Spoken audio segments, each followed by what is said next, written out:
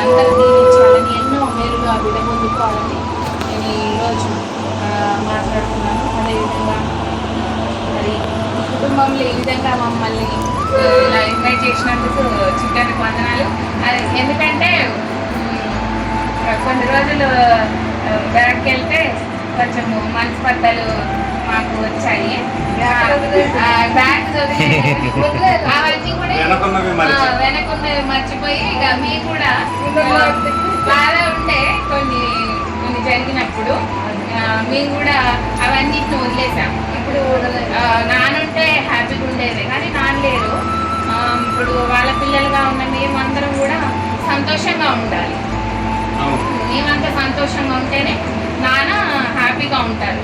పరలోకంలో ఉన్న నాన్న మమ్మల్ని చూసి సంతోషిస్తారు. ఇప్పుడు చిన్నారి ఆయన బ్లెస్సింగ్స్ పొందుకుంది, చిట్టాన్ని కూడా పొందుకుంది. తిరిగి చిట్టన్న వాళ్ళ పిల్లలు నా బిడ్డే పొందుకోలేకపోయింది.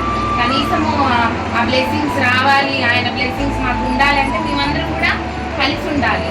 కలిసి ఉన్నప్పుడే మేమంతా కూడా ఆయన యొక్క బ్లెస్సింగ్స్ పొందుకుంటాము. దినదినం మేము కూడా దేవుల్లో కూడా పెరుగుతూ ఉంటాం. కాబట్టి ఏది ఏమైనా కానీ ఎన్ని వచ్చినా, ఎన్ని ప్రాబ్లమ్స్ వచ్చినా, మనకి చిన్నవి వస్తూనే ఉంటాయి. కుటుంబం అన్నాక ఖచ్చితంగా వస్తాయి, ఈగోస్ ఉంటాయి, చిన్న చిన్న మాటల వల్ల ఏదేదో వస్తూనే ఉంటాయి. కాబట్టి అవన్నీ మనం ఏం మనసులో పెట్టుకోకుండా వాటన్నిటిని తీసేసుకొని అందరం కలిసిపోవాలి.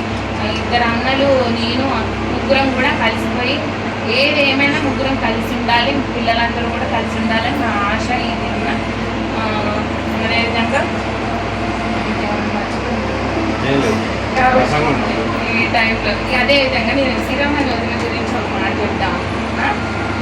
128వ దావీదు కీర్తనలో చూసినట్లయితే, యెహోవా యందు భయభక్తులు కలిగి ఆయన త్రోవల యందు నడుచువారు ధన్యులు. దీనికి ఎగ్జాంపుల్గా ఉదయంగానే మనం అనుకోవచ్చు. ఎక్కువ దేవుల్లో ఉంటుంది, ఫాస్టింగ్ ఉంటుంది, దేవుల్లో ఎక్కువ ఎదుగుతూ ఉంటుంది. కాబట్టి ఆయన త్రోవల యందు నడుచువారందరూ ధన్యులు. ఈ వాక్యం అంతా ఇక ఇది మనకు అనుకోవచ్చు, మన కుటుంబాలకు అనుకోవచ్చు. నిశ్చయంగా నీవు నీ చేతిలో కష్టార్జితం అనుభవించడవు, నీ ధన్యుడవు, నీకు మేలు కలుగును. నీ లోగిట నీ భార్య ఫలించు ద్రాక్ష వలె ఉండు, నీ భోజన పళ్ళ చుట్టూ నీ పిల్లలు ఒలివ మొక్కల వలె ఉండు. ఇదంతా ఈ వాక్యం 128వ దావీదు కీర్తన మొత్తం కూడా చిట్టన వాళ్ళ ఫ్యామిలీకి సంబంధించింది. ఎందుకంటే ఎక్కువ దేవుల్లో ఉంటూ ఉంటారు. అలాంటి దీవెనలే కుటుంబానికి కలగాలని నేను ఈరోజు ఆ బిడ్డను కూడా నేను దేవుడు దీవించామని ఈ చిన్న యొక్క మాటను